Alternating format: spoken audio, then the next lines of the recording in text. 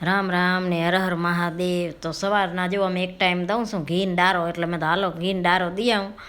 અને આમ જુઓ મીઠા બાવરના નીચે બાંધી રાખી છે, એટલે આખો દી સાયું રહે. એટલે કીધું સવારના આવીશું ને તો પાણી થોડોક પીવરાઈ દઉં, ત્રહ્યું થયું લાગે તણાય શેર્યું એટલે બેને પાણી પીવરાઈ દીધો ને બપોરના આવાય ના આવાય ને તો વાંધો નહીં. પછી ગાયને પાણી પીવડાવેલો હોય ને તો આપીને હા હો ના હોય.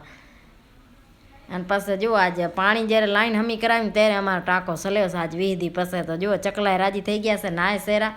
અને અહીંયા એક હવે ઢૂમણો રહ્યો છે ચકલાનું, તો હવે ચકલા રે એ વઢે છે ને વળી મારો તોડે છે. ને પછી મારે સરકારી દવાખાનામાં જવાનો હતો, આપીને શરદી ને એવો થઈ ગયો છે ઉધરસ ને. તમે તો હાલો દવાખાને જાઉં દવા લઈ આવું. તો દવામાં તો એક બાટલી દીધી જુઓ.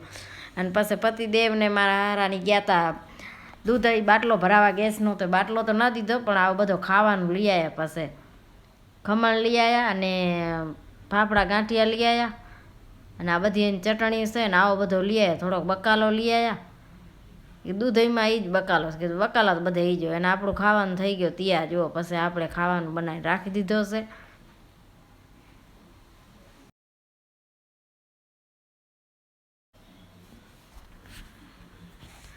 મરચાં વઘાર્યા છે ને ભાજીની કઢી કરી છે.